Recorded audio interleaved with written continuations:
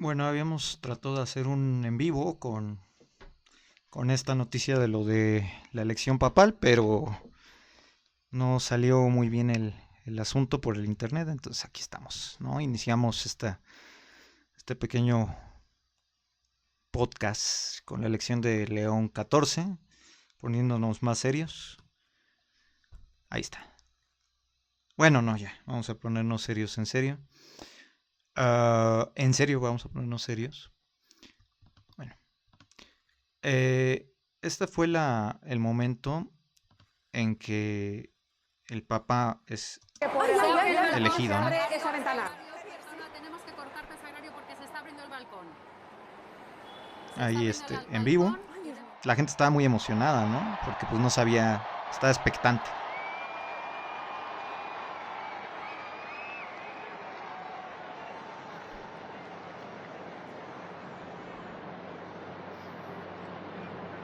Ahí la hacen mucho de emoción.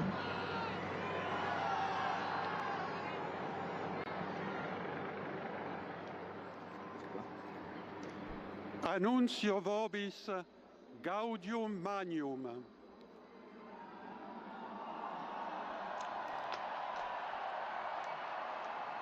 Habemus papam. Ahí la gente emocionadísima, ¿no? Todavía. No sabe quién es. Eminentissimum ac reverendissimum Dominum. Dominum Robertum Franciscum Sancte Romane Ecclesiae Cardinalem Prevost. Qui sibi nomen imposuit Leonem XIV. Vean la reacción de la gente, pues sorprendida, ¿no? Francamente sorprendida.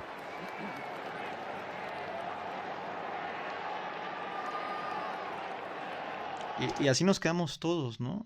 Con la elección de un papa que proviene de un país, ahí se alcanza a ver, de un país que no es predominantemente católico, ¿no? Ahí se ve el mapa. Entonces, pues aquí vemos, ¿no? Este mapa del cristianismo reflejado en el mundo y su presencia mayoritaria en distintos países, ¿no? En distintas regiones del mundo. Por ejemplo, pues sabemos que Latinoamérica todavía es predominantemente católica, lo que hace sentido con la elección de Francisco. Un papa argentino, jesuita, ya hemos hablado de él, que representaba prácticamente a todos los feligreses pues, latinoamericanos y de habla hispana, ¿no? Muy conveniente para el Vaticano y muy ad hoc a los tiempos que corren. Sin embargo, si nosotros vemos Norteamérica, solamente el sur de Estados Unidos, que es el territorio que México se vio obligado a ceder a Estados Unidos en la guerra de 1848, donde hay predominancia católica, ¿no? Que es Texas, Arizona, Nuevo México, California, ¿no? Gran población mexicana o de origen mexicano. Y por lo demás, pues son otras muchas escisiones de la iglesia protestante.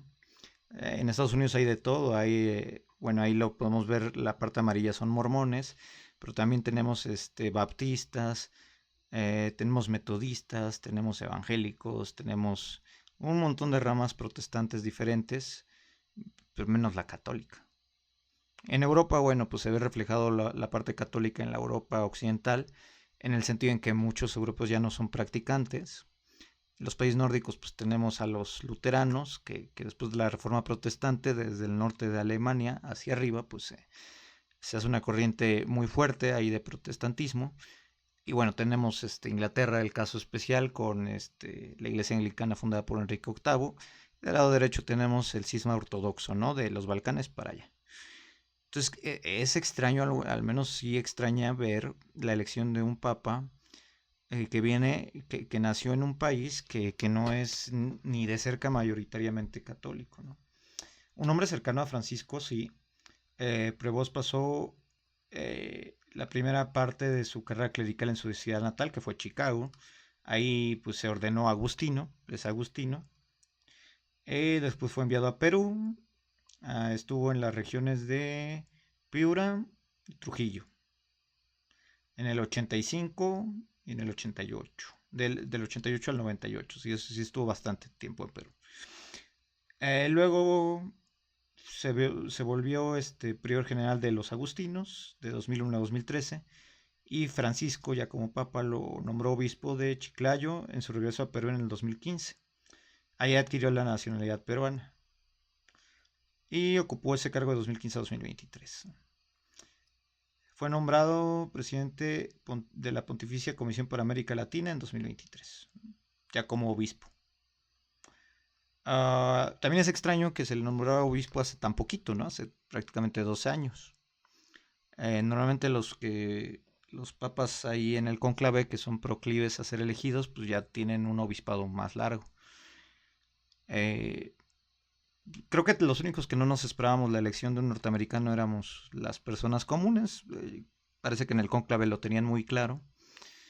De hecho, las apuestas deportivas, bueno, había apuestas de la elección del nuevo papa, no lo ponían como favorito, ponían al italiano y al filipino como los favoritos, pero el norteamericano no figuraba entre los favoritos. Entonces, bueno, para la gente del común, que nosotros no estuvimos dentro del cónclave, pues es una sorpresa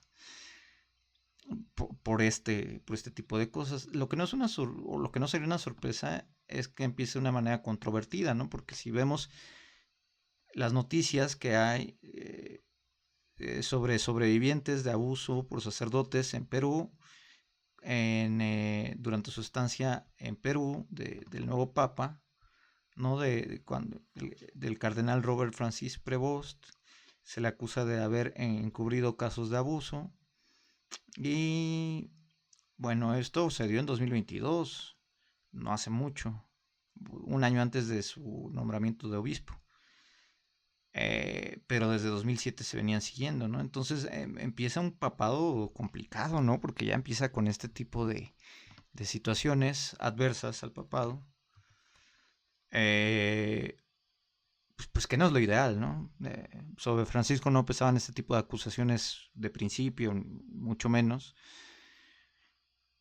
Y es algo serio, porque la iglesia se está intentando reformar desde el papado de Francisco. De hecho, se está intentando reformar, si vieron los podcasts, desde Juan Pablo I. Juan Pablo I pues no puede llevar a cabo nada porque dura 33 días. Juan Pablo II es el tipo que vino a conservar en su status quo la Iglesia Católica y lo logró con uno de los pontificados más largos. Su sucesor Benedicto XVI tampoco reformó gran cosa la Iglesia y terminó renunciando al cargo. Y Francisco sí empezó o comenzó reformas que se quedaron un poco a medias, pero ahí estaba la intención de reformar un poco la Iglesia, ¿no?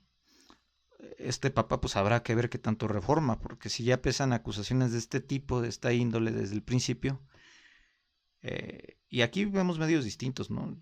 El Financiero, Aristegui, el Imparcial, o sea, para no tener una visión sesgada, ¿no? Aquí tenemos uno de BBC, ¿no? También aquí lo comentan, ¿no? Conoce bien las divisiones entre la Iglesia Católica, si bien durante su etapa como arzobispo de Perú no ha escapado de los escándalos de abusos que han ensombrecido su diócesis, ¿no?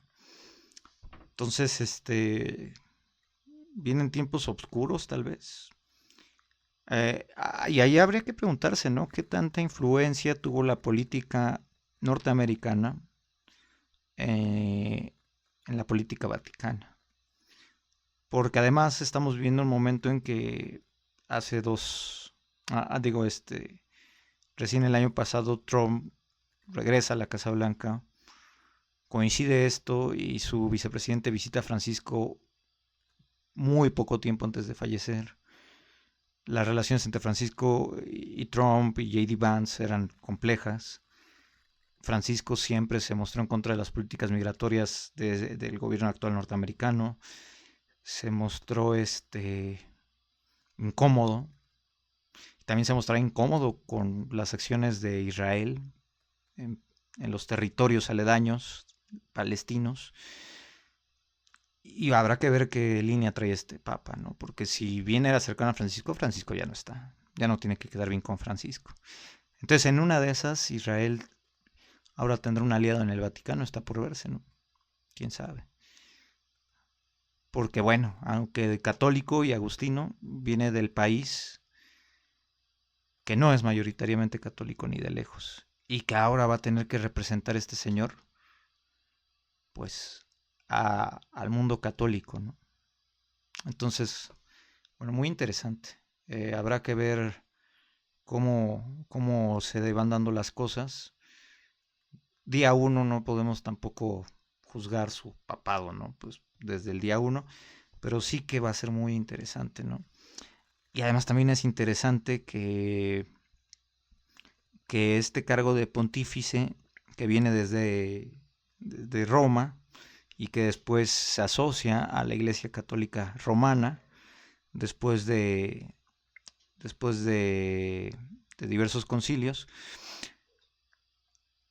y que había estado en manos de europeos, en manos la mayoría de italianos, o bueno, de originarios de la península itálica, antes de que existiera Italia, antes de la unificación italiana, y de repente cae o recae este cargo tan importante en un norteamericano, porque aunque no seamos practicantes católicos, incluyéndome, pero no podemos negar la importancia del pontífice católico. ¿Por qué? Porque su opinión es muy importante, pues a lo mejor no lo es para ti o no lo es para mí, pero sí lo es para muchas personas en estos lugares que están en color rojo.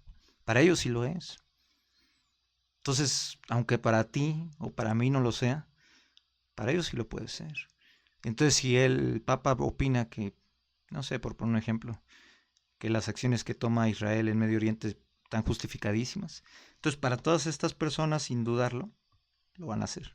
En un ejemplo, ¿no? Pues este Papa no se ha pronunciado al respecto. Eso es para que se entienda, ¿no? Porque yo veo mucho ahí en redes sociales que dice, ¿a quién le importa, no? Cuando se comparten notas de esto, pues sí nos importa a todos, ¿no? Porque la política te afecta, seas o no seas católico, vivas o no vivas en Estados Unidos, aunque tú nunca hayas visitado el Vaticano, eh, el poder fáctico del Vaticano es fuerte, nos guste o no, sí nos afecta, claro que nos afecta, ¿no? Entonces no hay que ser tan poco críticos, ¿no? Que, ay, ¿y a quién le importa? Pues sí te debería de importar, porque todos los movimientos que tengan los antiguos estados pontificios, hoy día Ciudad del Vaticano, eh, pues le afectan a todos estos países en rojo. Y ahora le van a afectar, puede que le afecten también a este país que ni siquiera es de mayoría católica, ¿no? Entonces sí afecta, claro que afecta. Nos gusta o no.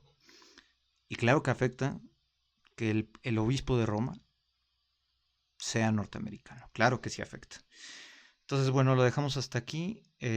Suscríbanse para más León 14. Vamos a hacer después un podcast de un poquito más en profundidad sobre Robert Francis Prevost, pero queremos que pase un poco de tiempo de su papá, al menos más de un día, ¿no? Y y bueno, pues ya. Hasta aquí lo dejamos, ¿no? Con esta imagen del Papa que le va a León, ¿no? Para hacerlo un poquito divertido este asunto, ¿no? Que parece más preocupante que divertido. Pero bueno, suscríbanse para más contenido. Habemos Papam y es gringo. Bye.